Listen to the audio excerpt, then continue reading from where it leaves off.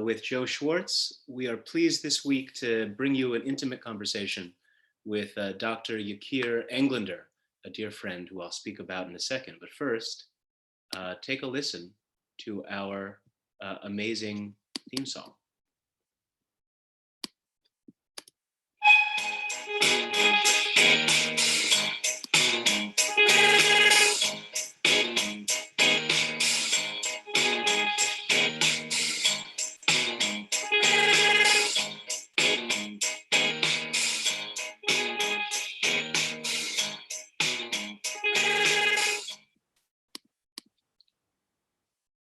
So, hello everybody. Welcome to the Idra Hour. Every week we're going to be bringing you conversations about Jewish culture, Jewish ideas, anything Jewish that is interesting and alive and dangerous and thought-provoking. Last week we were pleased to have our inaugural session with Jeff Israel. We spoke with Professor Jeff Israel about the Haggadah. And this week we're bringing you a conversation with another dear friend of mine, Dr. Yakir Englander. I want to start today thinking a little bit with you about the idea of a Jewish journey. That's become a well-worn phrase in the past, however, decade or 2 decades. People ask, what is your Jewish journey? And what they mean by that is, what does Judaism mean to you? How has it come to mean that? Where do you find yourself in the unfolding meaning of Jewishness in your life? It's a bit of a cliche at this point to speak about a Jewish journey. It's already jumped the shark enough that we laugh a little bit at the idea. But I want to take it somewhat seriously, although I don't know that everyone can take it seriously. A Jewish journey is something that's possible really in America, I think, where for many Jews, although not for all Jews in America, Jewishness is something that we can opt into or opt out of. It's part of our identity, and we live in a world now in the 20th and 21st century in which we construct our own identities. We pick those pieces of ourselves that interest us, that compel us, and we either choose to invest in them if they do, or if they don't, we dispense with them. And I think it's fair to say that in my life, Jewishness has that quality. Jewishness is a brute fact of mine. I'm Jewish in the sense that both my parents are Jewish. It was something that I knew myself to be. But I didn't really understand much about my Jewishness growing up, except that it was a thing that we were. My mom really loved, my mom actually, by the way, it's worth remembering right now that today is would have been my mother's 79th birthday. She passed away 7 years ago. She was a strong influence on me. For my mother, Jewishness was very much the way that Lenny Bruce, the comedian Lenny Bruce, defined Jewishness as a sort of a sensibility. She loved Lenny Bruce's routine in which he went through a series of increasingly absurd nouns and designated some as Jewish and some not as Jewish. I can't remember all the things he said that were Jewish. Famously, lime jello was not Jewish, although he didn't use that word. He used the word goyish, which is obviously, or at least possibly offensive, let's say non-Jewish. Whereas jazz, let's say, would be Jewish. Jewishness is a sensibility. And then over the course of my life, the Jewish question became much deeper, and I chose to engage with it more and more, to take it more seriously in my life. For me, that began by a trip to Israel when I was 19 years old, as it is for so many. I'm old enough not to be, not to have been able to go on a birthright, but I went to Israel just to learn the Hebrew language, which I knew I could do in Israel, and I came back knowing a fair amount of Hebrew and fell in love with Hebrew. And then at some point later on, I took it that much more seriously and went to rabbinical school and became a rabbi. And that's my Jewish journey is one of increasing fascination, increasing depth. But as I say, that's very much an American story. That's a story in which Jewishness is optional. That's not everybody's story. For many Jews, certainly for most Jews throughout history, and for many Jews in the world today, Jewishness really is a given fact of their life. And what it comes to mean to them is quite different. I was privileged a few years ago as I was traveling along my Jewish journey to come into contact with Yakir Englander. Yakir is, as you'll see soon, a special soul. And when I sat down with him, it immediately became clear to me that he was engaged in a very different kind of journey than I was. His progress really from Jewishness into something else, into evolving into a different kind of person than he was born into, is his story. And this story of starting in one place and ending somewhere else, that's very much the theme of Pesach, of Passover, which is just around the corner. And so Yakir agreed to sit down and talk with me a bit about himself.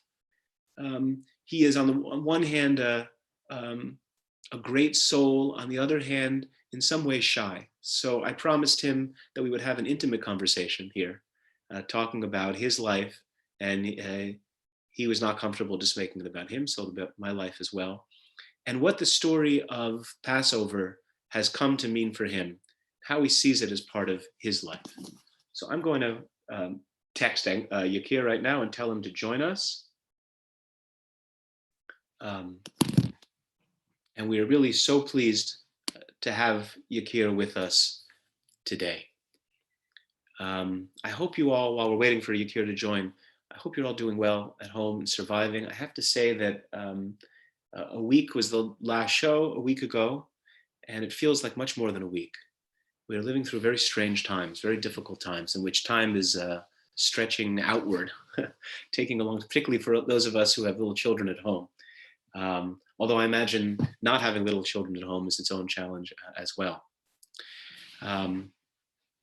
Let me say another word about Yakir before he joins us. Yakir is not only a fascinating man, he's also a man of many parts.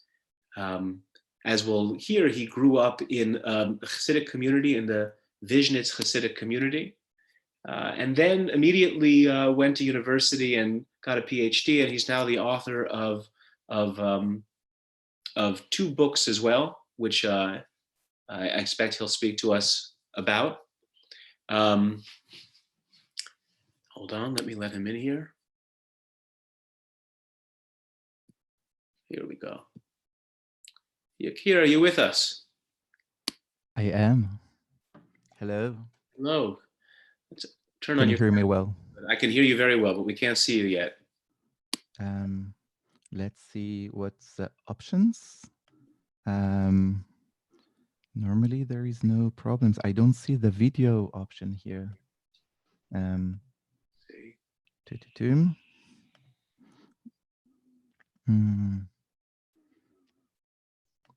Do I have the option to join you with a picture? Right now. Hold on. Yes, here I am. There you are. Thank you so much for having me. Welcome, Yakir. I was saying a few words about you and how we met before you joined.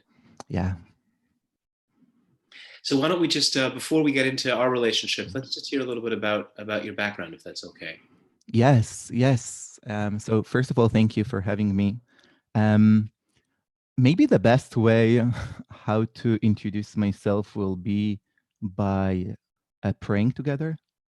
I think the world needs prayers to life, to the divine, or any understanding of that. So I was thinking about one of the prayers that I deeply love. The pasuk, there is a verse that says, "Aneshama lach ve'aguf pa'alach, chusa ala malach," which I found the translation is, "The soul is yours and the body is your handiwork. Have mercy on the fruits of your labors." And there is a beautiful melody. So may I pray it? Please. הנשמה לך והגוף פועלך Chusa, chusa, ala amalach, הנשם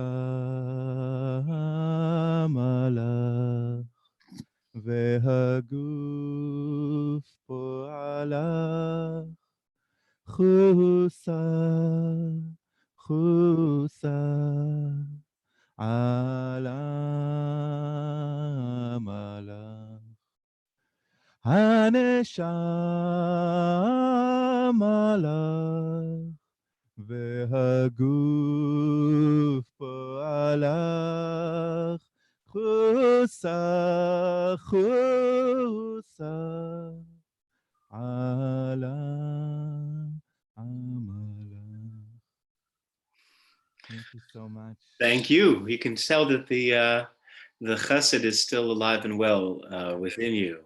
Yeah, 100%. If not, it will be a huge failure to leave the community.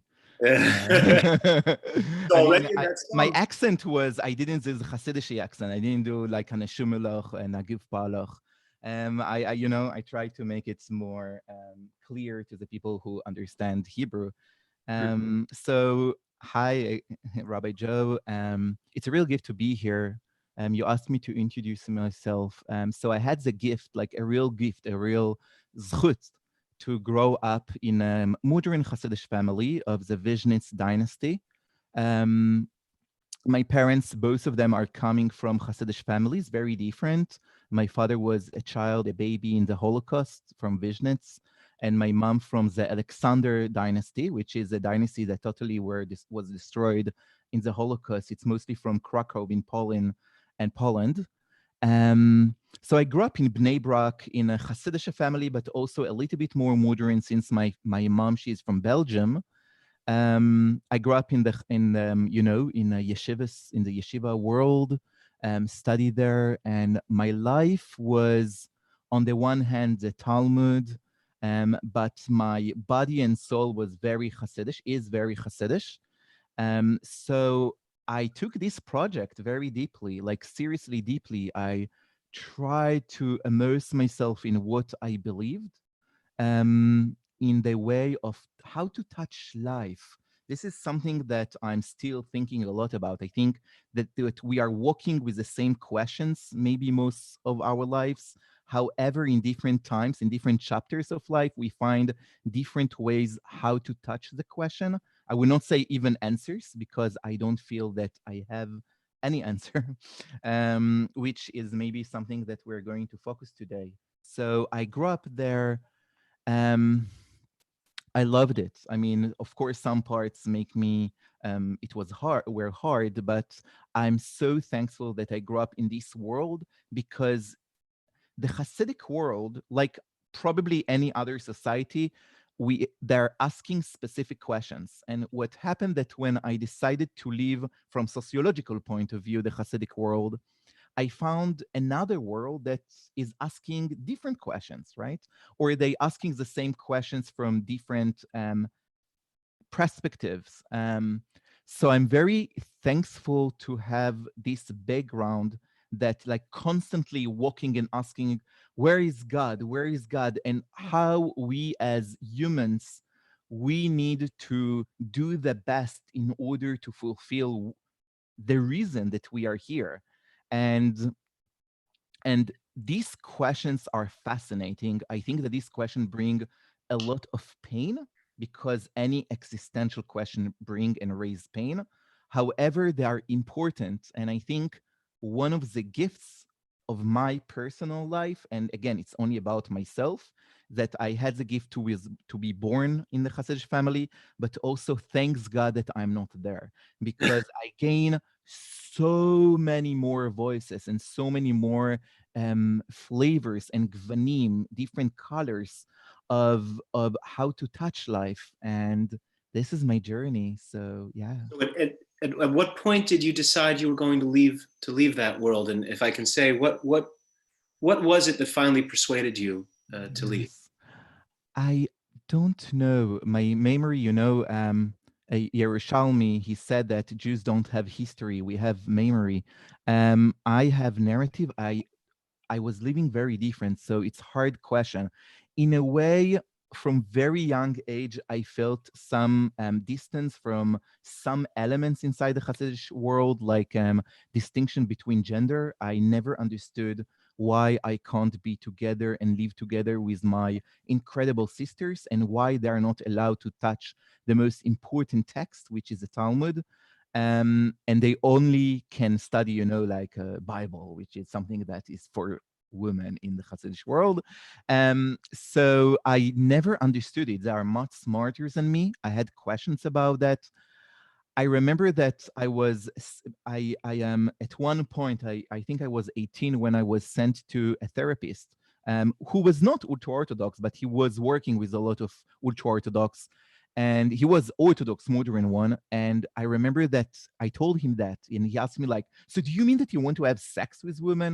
And I was like, who? No, no, no. I first want to talk with them. And he said like, men do not talk with women as friends, or that you want to have sex with them, or that you are gay. Now, this word gay was something that, like, you tell me you eat shrimp and ham on Yom Kippur. It was something that was huge fear for any Hasidic boy who has no idea what gay means. So I ran away from his room, and I remember that at that point I understood that something is very wrong with me. um, the main point that made me to make the distinction was when, I don't remember when was it, but two Israeli helicopters full with 73 soldiers were crashed on the way to Lebanon. And I remember that in my yeshiva, um, life was normal, and all over Israel, everyone cried. Mm, And I think that something told me it's not kosher. Again, it's about me. I don't say it was maybe in my yeshiva, but something told me if you want to be with Israelis, it's not enough to study Torah. You need to take the gifts, and you need to leave the world. And also, and this is the last part, I felt at one point, and this is very important, I felt that the incredible tools that I get in my life are not good enough for me to touch life. So for me, it was like I got the black belt in karate, and I feel like it's not enough. I need to go to study something else. I didn't know what there is outside. Um, but I felt that if I really serious about my mission with the divine and life, I must leave. And again, this is only me. I don't say to others to leave. It's a incredible, incredible, challenging thing to leave. You never have freedom. I never met someone who left the Hasidic world and found freedom or quietness, or ability to rest. I think that it's not surprised that so many ex-Hasidim and ex-ultra-Orthodox commit suicide 5-6 years later after they leave, because they deeply understand that they will never fit. And I encourage anyone who listens to us to go and watch now the Unorthodox Netflix series, which is about a Hasidic girl from Brooklyn. And I think it touched it very deeply. I think that as hard it was to leave the community, it's much harder when you understand that not many people asking here the same question in the same ways. And they are not like struggling about God and where's the divine and let's find it in the world. And walking with no answers is really hard. mm. But this is what I think I call mature theology or mature being. So if I'm understanding you, you're saying also that the Hasidic world is preoccupied with certain questions. One of them is, how do we find God? Where is God in our life? And it's a powerful question. It's a question that you still are asking, but it's a question that led you out of that community because there was something in that community that didn't let you, as you say, keep touch life. You were looking for something more, whether it was to grieve with your countrymen, right, with other Israelis, or to have a relationship with women that was not just sexual, but also was not forbidden in some ways, that was real and alive. There were all these aspects of life you couldn't reach. Yeah, it's true. There is a beautiful Talmud. Is it okay to share? Please. So there is a verse in Leviticus in Vayikra that says, for they are my servants, Well, whom I hold on. brought. Hold on. Let's look at it together. Oh, please. I have it here. Great.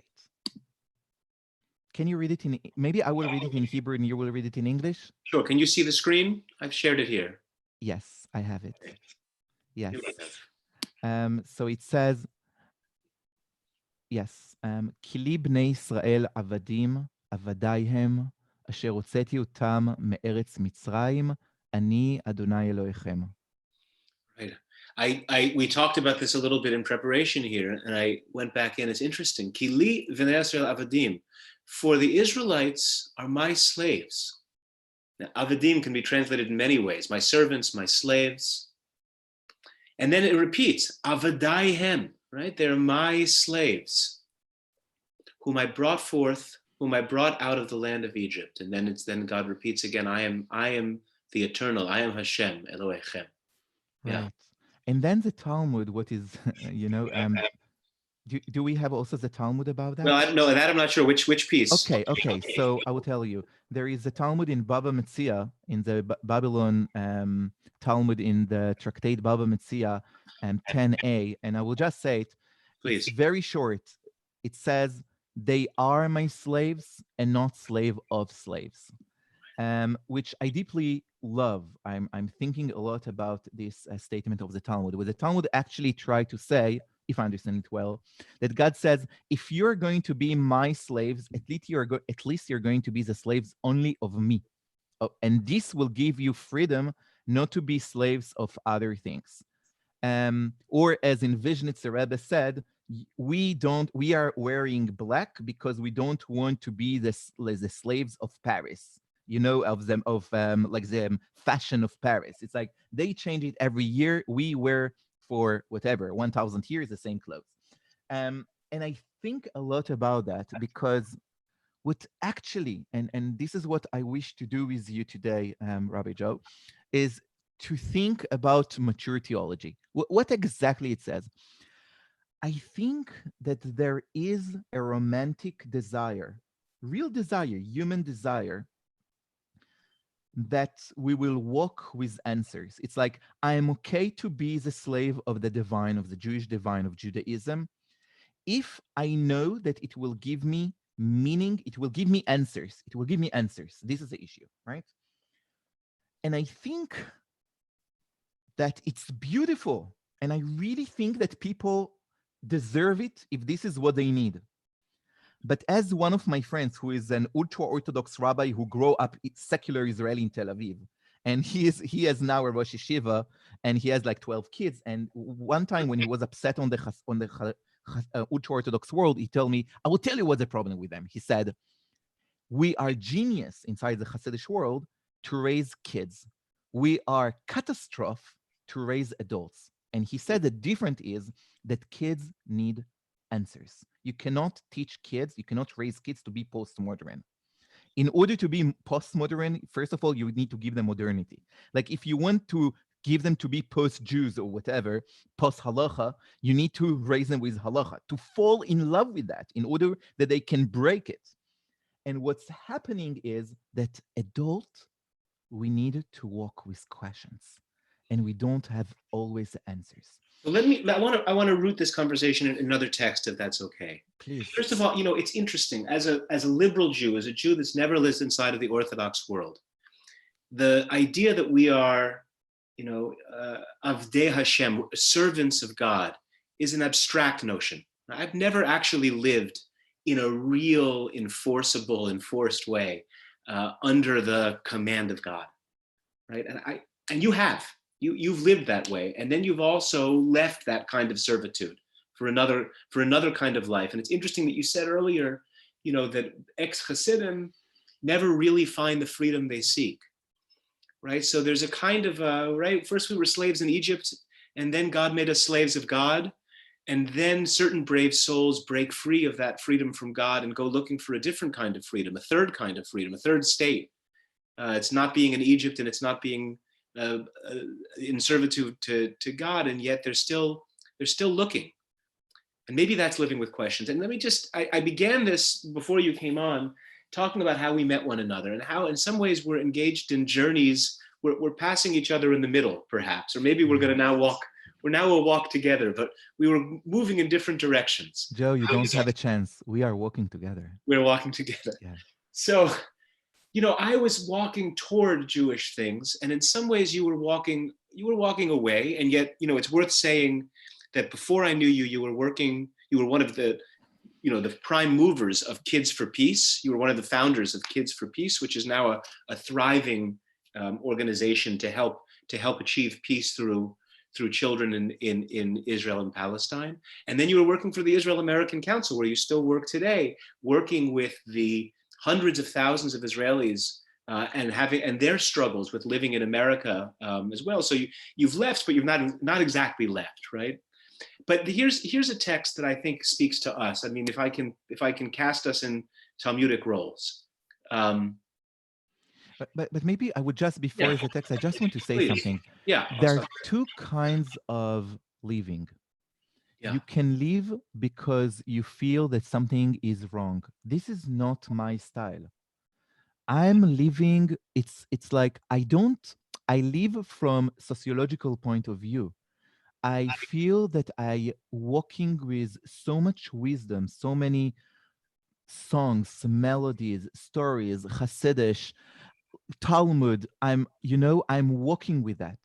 What is a danger, and this is something that I think it's very important to all of us to remember, is if it's hunting you, like if my Hasidic background will hunt me, if I will feel all the time that I'm walking with that and I feel guilt or whatever, then it's a problem, because then it means that I didn't leave.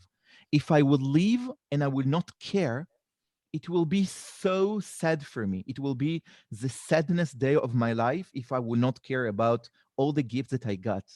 And it's not leaving. For me, it's like I left from sociological point of view, but I'm walking with that, and I'm like, can bridge between world. And it's the same, as you said, I was living and working for peace and dignity. I don't know if peace is the right word today, but dignity in Jerusalem, to find the peace inside hundreds and thousands of youth in Jerusalem. Now I don't live in Jerusalem, but it doesn't mean that I don't care, or that I say like, oh my God, how I could live in this horrible conflict. It's like, no, I carry it with me.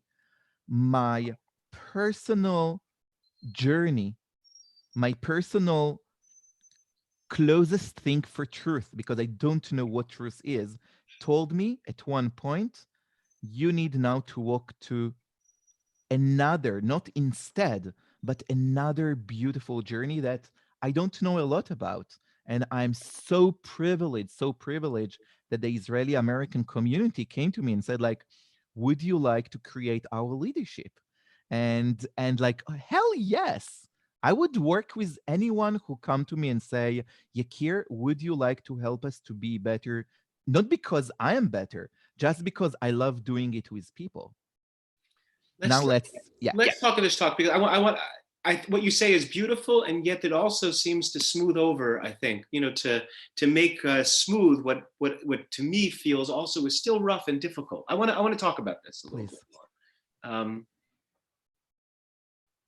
So here's a text, perhaps a well-known text to some, to others. I want to be clear that I am not Rabbi Meir and you are not Rabbi Elisha ben Avuya. I wish. And I wish. But here's a story about leaving and not leaving. Yeah. I think I'll just read it in English, and we have across the page, we have the Hebrew. If there's something in the Hebrew that I missed in the English, let me know, okay? Please, yes. So here we have the story of Rabbi Meir, who was the Talmid Muvhak, who was the favorite student of Rabbi Elisha ben Avuya. And there are many different ways I'd like to understand how you understand Rabbi Elisha ben Avuya's leaving the Jewish community. But he's left already at this point. And yet Rabbi Meir still thought he had something to teach him and wanted to learn from him. So here we have the story. Once Acher, it's the name that the Talmud gives to Rabbi Elisha ben Avuya, the other one, was riding on a horse on Shabbat. And Rabbi Meir, his prize student, was walking behind him to learn Torah from him. First of all, just that scene is amazing. Just that scene is amazing. Here's my teacher doing something, right? Riding a horse on Shabbat that I know he shouldn't be doing, according to my understanding, but he's my teacher, and so I follow him. I follow him even into that place. Acher said to him, Meir, turn back. For according to the steps of my horse, I've calculated the Shabbat boundary ends here. Right? For those who observe Shabbat according to the laws of Shabbat, there's a distance beyond which you can't walk on Shabbat. And so he's telling the student, we've now reached that point where you can't go any further. And so Rabbi Meir says to him, Ata chazor b'cha.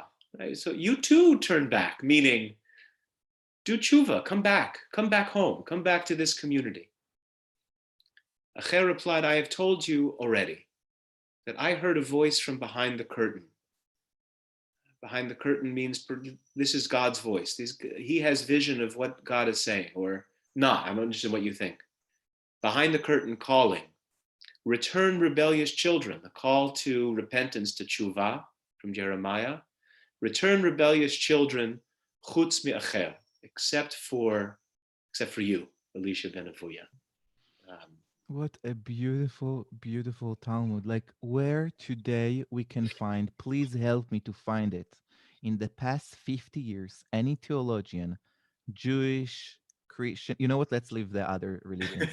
A Jewish theologian, a Jewish Rebbe, a Jewish whatever, who will write such a beautiful text, right? With so much courage.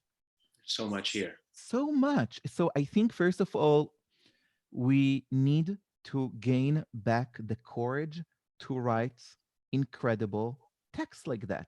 And in order to write these texts, we need some people to be Rabbi Meir, to be existentially in our society, not to kick them out, but to have in our Jewish community people who are Rabbi Meir and people who are Acher, the other. Now, a few things that I see in the text. One, and this is very important for me because this is exactly what I have challenged sometimes with people who, grow up in a liberal world. In order to be acher, first of all, to become the other, first of all, you need to be part of the us. And then you need to rebel against the us. So if you grow up liberal and you continue to be liberal, you didn't rebel. Like there is something that you need to rebel. So the question for me is, in which way, and we need to be sensitive towards it, okay? In which ways our children, our young generation, or our adult, it doesn't matter, what are the moments that they decide to become acher? What is the acher, right? What is the acher of our generation? So if you are an Orthodox, it's very easy. It's like you are not Orthodox, okay? You are unorthodox. But if you are liberal, which kind of openness as a community we need to have that our kids or our adult, doesn't matter, that someone who will come and says, I am acher, it doesn't mean that I'm now more liberal. I'm different than you, and we will still accept them, right? So I think one way is someone who became like more conservative in a religious point of view or whatever, political. Another option is that they will break something very deeply and will tell us, I can't continue like that. And I really think that we need to look very deeply and says, where are the places that in our generation that people beg us, please, we need to change, right? It doesn't work for us. Yeah. So is it about concept of what sexuality is, which we, today we need to learn to speak about that, totally different. Maybe about touch, it's like maybe about how we pray, maybe about how we do Jewish. Now, this is the first thing. Let me just say one thing that you said that was interesting, though. You said, what can they break or what can they rebel against, and we still accept them? But in the context of this story, right, Rabbi Elisha ben Avuya, by the majority, by Rabbanan, he's not accepted. I mean, he's out of the community. And it's true that Rabbi Meir still loves him and still sees that he has something to teach. So I'm not so sure. First of all, because they have a huge fetish about him, because he come again and again, they try to deal with him, which means that he is something else. Now, if he was not irrelevant, they would They will kick him out and it will not be part of the narrative. The fact that he is in the Talmud, and by the way, this is only small portion. After that, God doesn't, after his death, God doesn't want to study his Torah, and there is fire, like a smoke from his grave. And Rabbi Meir says, like, no, it will not work like that, God. Like, he's one of us, and I'm studying his Torah. And then at the end, God studies the Torah of Acher, which means that someone who wrote the text said, no, this Acher is one of us. And I think it's very, very important. Now, the other thing, Joe, is that Acher, what Acher saw, right? So Acher went to the Pardes. He went to try to touch the divine, okay? And it doesn't matter if it's like to understand the ontological of the divine or to feel the divine, because, I go to synagogues and I hear so many rabbis speaks about God, right? Or about the divine. I'm also have the gift to teach in rabbinical schools. And I'm asking my students, beloved students, did you ever feel the divine? Most of them never felt it. Yeah. So what do we talk about? Yeah, I mean, I think that's a nice reading, because I think, right, we don't know. Rabbi Acher is not necessarily giving up on God or even giving up on what it means to be a Jew, whatever that meant in his time. It's a verdict on the community that he's coming from. Thank you. I can't be part of this community because the community doesn't answer the kinds of questions that I have. Maybe no one can answer those questions, but the questions that I'm seeking have to lie beyond the community. And what I love is that he keeps the contact with whomever wish to study with him. So we have Rabbi Meir as a student, as his chavruta. And because he needs to go to a journey to try to find questions about the divine, about life. Let's call it life, okay? Now we have 3 other people. So we have one who died, right? He found that something is broken about the divine and he died. One became crazy and crazy. And the Talmud explained that he's crazy because he tried to solve his contradiction about the divine. So he doesn't have the courage to say, it's broken. I need to go and find new tools how to touch life, how to be vulnerable, like how to keep this vulnerability and to go to a journey. And Rabbi Akiva is the most boring. I'm sorry. It's not me. It's Ari Elon said, like he came inside in peace. He came back with peace. Okay, so you have the peace and chalas, enough. And even the Talmud says, there is a midrash that says, that he had a special hashgacha, a special, blessing from a rebbe or whatever, that he will not have questions. So if you don't have question, you didn't go to the journey. Acher, he cared deeply. He cared deeply about the communities that he left. And this is what I love about him. He said to Meir, be careful. There is halacha. You have halacha. Please keep it. It's irrelevant for me because I'm on a different journey. So let me go back to the story again here. First of all, thank you. I also hesitated over how much to include and how much to exclude. And what's great is I excluded stuff, but you know it anyway, so you bring it all in. So that's great. Let's go back. So what's wonderful here is that both Rabbi Acher and Rabbi Meir, like lovers, right? Like lovers, they understand the subtext of their conversation at the same, both of them.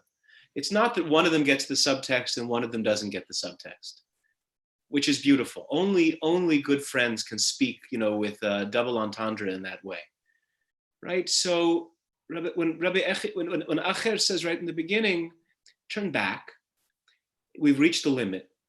What he's saying is both physically, it's Shabbos and you can't go any further, and also there's an element of what I'm teaching you and what I have for you that's just not for you. It's beyond you.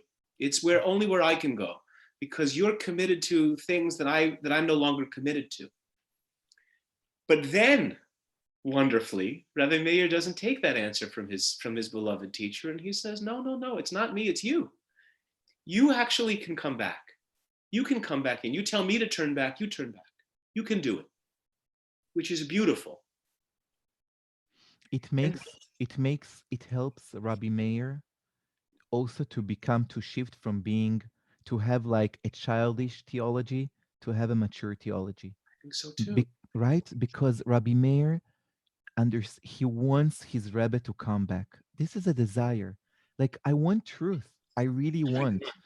If you will know how many times I have like this desire that I will have a dream, and the Vizhnitzer Rebbe that I grew up under, who passed away a few years ago, or one of my incredible rabbis, I had the gift, Joe, to meet saints. There are saints in this world. And I met some of them. I keep meeting them because this is my journey. I meet them in different religions, different methods. And I want one of them to come from the Olam HaHemes, it's from the other world, and tell me, Yakir, God loves you, right? This is all what I want to hear. You are good. But this is the answer. This is what will make Rabbi Meir also an adult. You are in the halacha, you need to go back, but you need to understand that your Rebbe is not going to come back. And there is a paradox in that. So there are And two walking with paradox, Joe, is the hardest thing. But, and here I want to say one more thing, if it's okay. Please. This is mature freedom. And I say it with almost tears. Mature freedom is not to have truth. Mature freedom for some of us, not to all of us, for some of us. And we need to respect people who want truth. And they have truth, hallelujah, great. For some people, we're going to walk until the last days of our world with no truth. And we need to find tools how to support each other, love each other, and understand that walking without knowing is an incredible gift to the world because it brings tenderness to our life. When you don't know, you can become very gentle.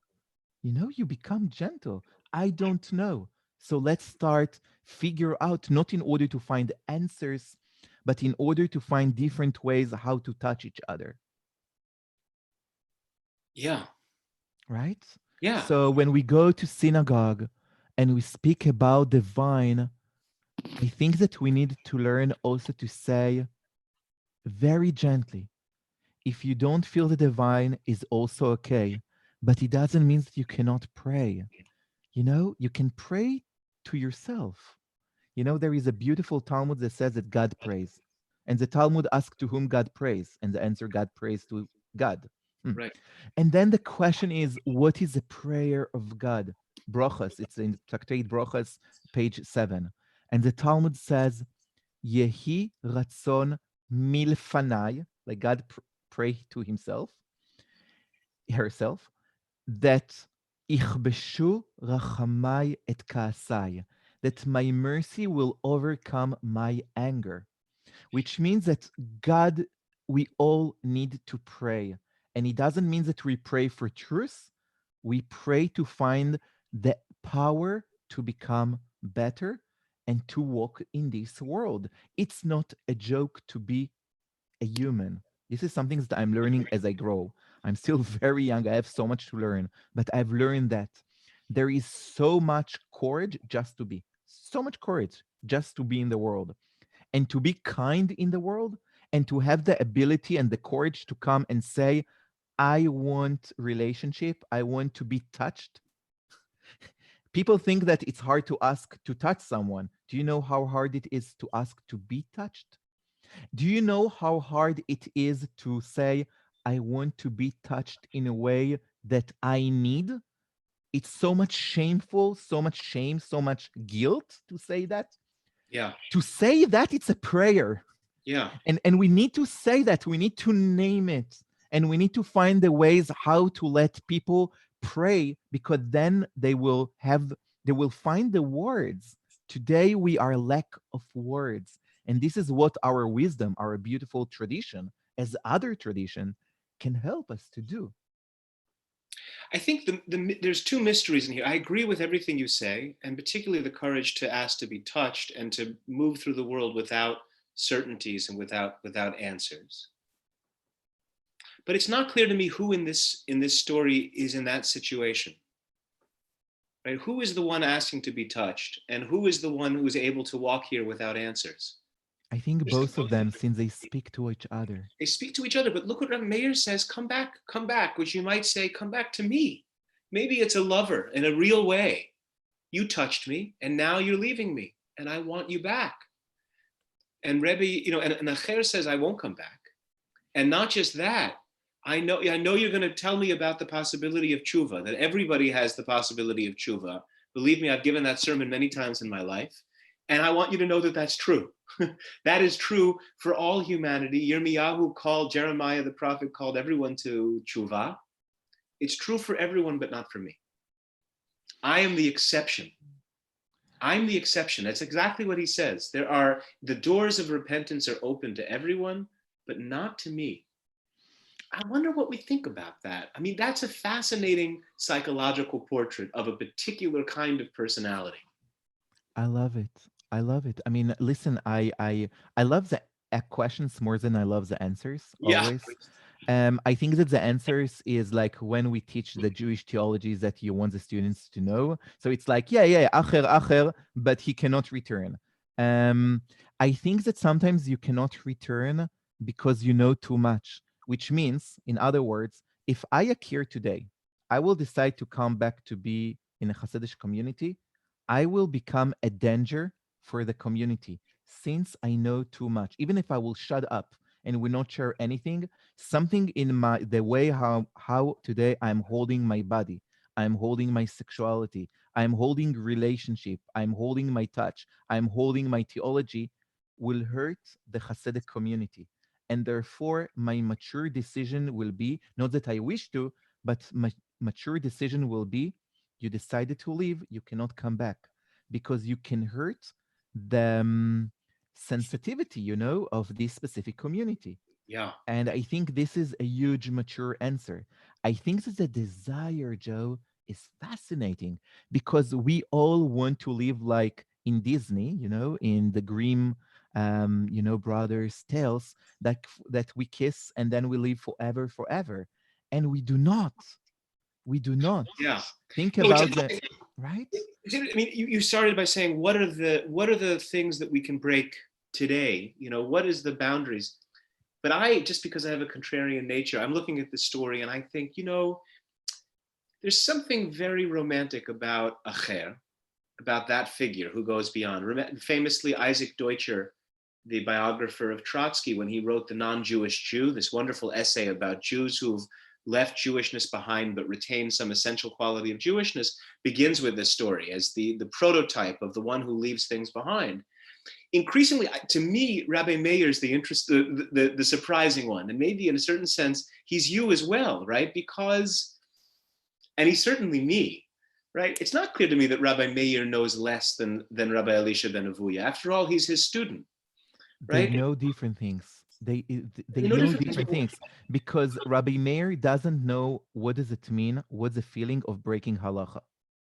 And by the way, Baruch Hashem that he doesn't know. He should not know. This is not his role. He needs Rabbi Meir is every Mishnah. If there is no name, it's Rabbi Meir. Okay, so he has a role. He needs to write most of the Mishnah. Acher, his rabbi, think about that. The one who taught him the Mishnah. Yeah. Right?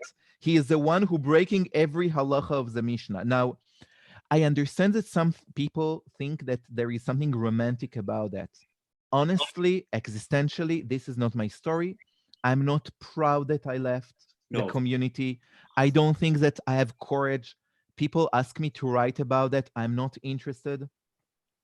This is my journey. I don't feel that I really chose.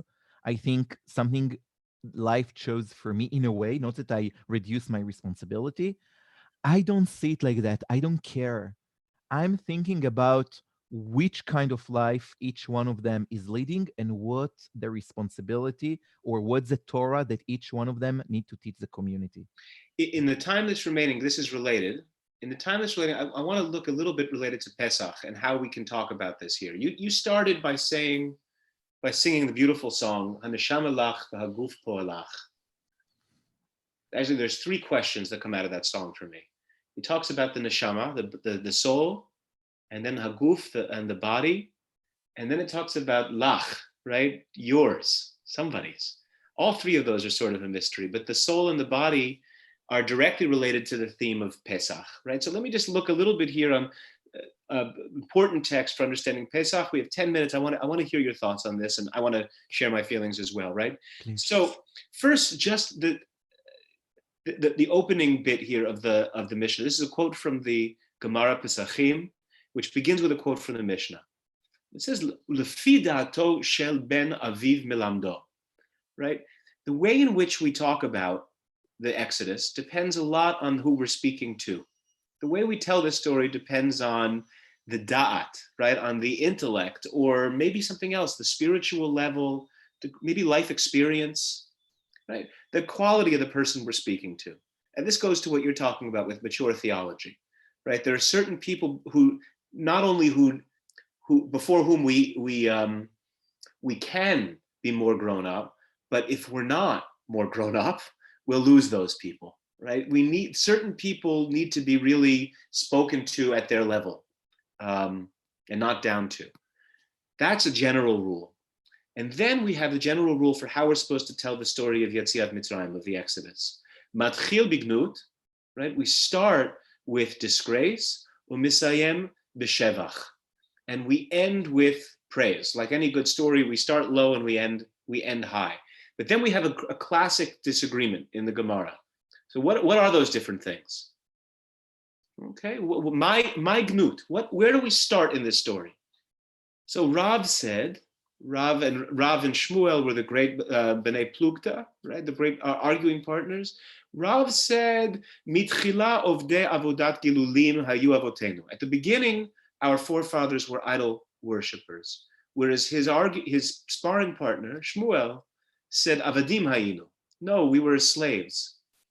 And tell me if you agree with this. The way that I've always read this is that Rav and Shmuel think that the important part of the story of Yetziat Mitzrayim is very different. Start with Shmuel, which is maybe a little less to be expected. For Shmuel, it's the story of Jewish bodies, of control over the self, over my actual physical self. I couldn't control myself. I was in somebody else's control. And wherever that story ends, it ends with us being not avadim. Now, maybe as we start with Leviticus, it ends up with being avadim to God and not avadim to Paro, but in a certain way, it means that we are ourselves bodily again. Whereas Rav is saying something else, right? The story is one of spiritual progress, spiritual evolution. First, we started in some lower spiritual state, and then we grew spiritually. Now, we kind of know the way the Orthodox telling of this story, but I'm curious for you, right? And maybe for me as well, it's going to be a different answer. What is the gnai? What is the gnut? What is the place of humiliation or of disgrace that you began with, from which you are proceeding away? And maybe I'll try to answer it as well if we have time. Yeah. Joe, can you help me? What do you feel? Why it's important for the Talmud in Psachim, which we also read in the Haggadah in a week? Why it's so important for them to share that at the beginning we need to start with the disgrace of our, grandparents? What is important for you? Well, I think it's hard to appreciate our present reality without knowing where we came from, right? So unless you can contrast where you are with where you've been, it's hard to understand where you are. I think that's one way. But then where you are can be told in any number of ways, right? And so you really need to choose your background very carefully. Right. And I think that's why, so that we understand that where we are ends up, right. To me, the high point of the Seder is Hallel. You're building toward the singing of Hallel, the songs of praise, which are all about the Exodus from Egypt, but you need to feel it, right, at that point. And so you need to know where you've come from. What do you think the answer is there? Yeah. I don't know. What is interesting for me is that what the Haggadah or the Talmud here is doing is breaking the halacha. Is really breaking halacha, because there is halacha which mentioned in the Mishnah tractate Bava Metzia that says that there is halacha which called ona'at dvarim, that when what does it mean? That if you share an information, as if like innocent, it's like, oh, tell me about our grandparents, but you do it maybe to tell something bad about the person, you are breaking the halacha. So the example that the Mishnah brings is if someone see a rabbi, but the rabbi, let's say before he was a gangster or a sinner, and he tells him, hey, do you remember the good time when we both were gangster? This is on advarim because you mention his past. Like you mentioned, or to a convert, you mentioned that before he was a non-Jew. Okay, in their understanding, it's a challenge. Yes. So what they're doing here is they're breaking the halacha. It's fascinating. It's like they're telling us something about the bad part. I think unless there is a deep understanding of the Talmud here, that we need to remember that it's not a surprise that all the main Jewish leaders have some portions in themselves that according to the Jewish regular or straight understanding of Judaism is dark or is disgrace. Okay, Rabbi Akiva come from converts and come from Amalek, that according to the Midrash. Moshe Rabbeinu grow up in the home of Pharaoh, the Hitler of that time. Esther is, we need to remember, the Queen Esther, she's the only one who continued to pay the price because the Jews had the miracle, but she's going to continue to be married to this asshole who, according to but he's an asshole. He killed his first wife. Sure. Let's say like that. He killed his first wife because something sexuality, which means this king never asked for consent in sexuality. And the Talmud understand it. And the Talmud understand that Esther, until the end of her life, she is sexual abuse and raped by this man because she never will give consent to the king Ahasuerus, right? So we have here deep understanding that our grandparents in the seed of our narrative, we need to understand that we all need to have some idol worships. I don't think I think that the disgrace is like halachically disgrace, but please remember that it's also part of us. And the same about slaves. We think that I will give you the funny example. I was on a date like many years ago, and the girl, she wanted to, she was in Israeli, and she wanted to, a little bit push me. She said like, oh, you grew up Hasidish, you are all closed-minded. And I said like, why we are so close-minded? So she said, what do you mean? Like, you have sex, after marriage, it's so boring. I have freedom. So I said like, what's the freedom of Tel Aviv? What's the big freedom? So I said, listen, we as a Hasidim, we date 1, 2, 3 times, and then we have sex, right? What do? You date 1, 2, maximum 3 times, and then you must have sex. Like, give me an example of a couple in Tel Aviv who decide to walk for half a year, that the girl will come to the boy will come to the girl, or boy to a boy, whatever you want, and will say, my dear date, I really like you. Can we please for first half year, I only want to hold hands. Yeah. Yes. No, it's not an option. Yeah. So don't speak with me about freedom. And I think that this is what the Talmud tells you.